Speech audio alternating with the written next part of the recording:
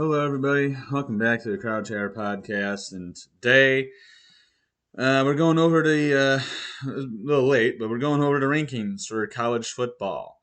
We've been out for a little bit, of course. We've been a little busy, so we haven't been able to get these videos going. But we're gonna try and be more. We're gonna try and get them out more quicker, and more consistently.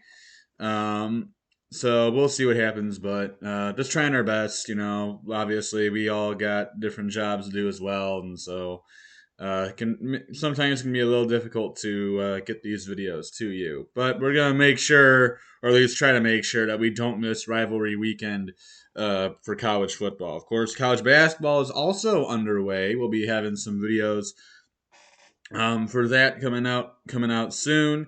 NBA will be more of just a monthly thing, kind of like I did with the MLB. We'll do every month. We'll do a review of the NBA and how all the teams are doing.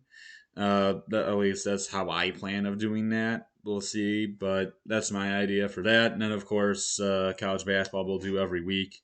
Of course, since I missed the first week, we'll probably do like a review of the first 2 weeks come next week or something like that. I don't know. We might just do a monthly thing for that too. There just wouldn't be a lot of videos in between. That's why I'm thinking every week for that.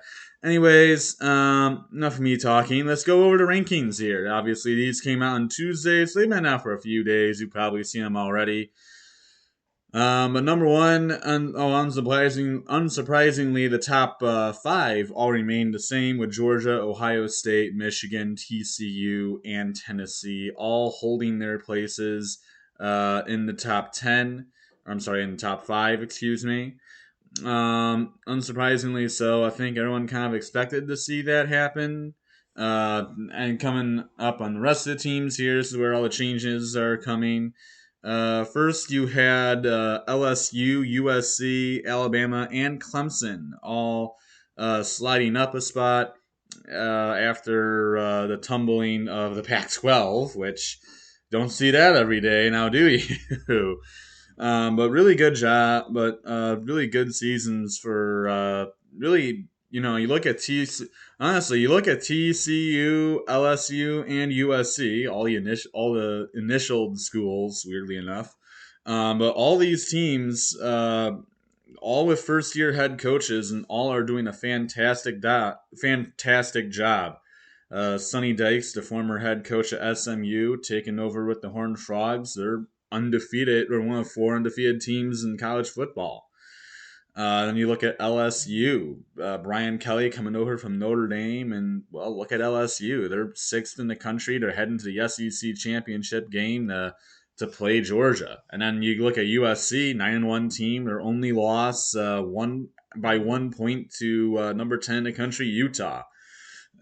So these teams are all having fantastic years, great jobs by all these first year head coaches. And then the big surprise probably for a lot of people is Bama sitting at eighth with two losses. And of course, like I said, Clemson sliding up one at number 9.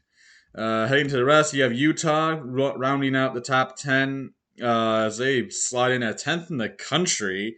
With Penn State directly behind them at 11. That is huge for both Ohio State and Michigan, considering those are Penn State's only two losses on the year.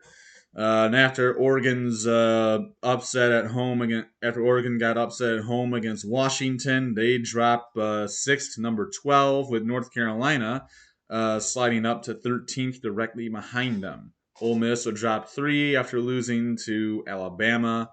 The 14, and then Kansas State would move up 5 to 15th. Good year for Kansas State. Currently looking like it might be a rematch between them and TCU for the Big 12 championship. However, but that hasn't been necessarily determined just yet. And then UCLA, after a very disappointing loss at home to Arizona, falling 4 to 16th, with Washington, who has lost to UCLA this year, jumping 8 spots after their massive win against Oregon, going to 17th in the country.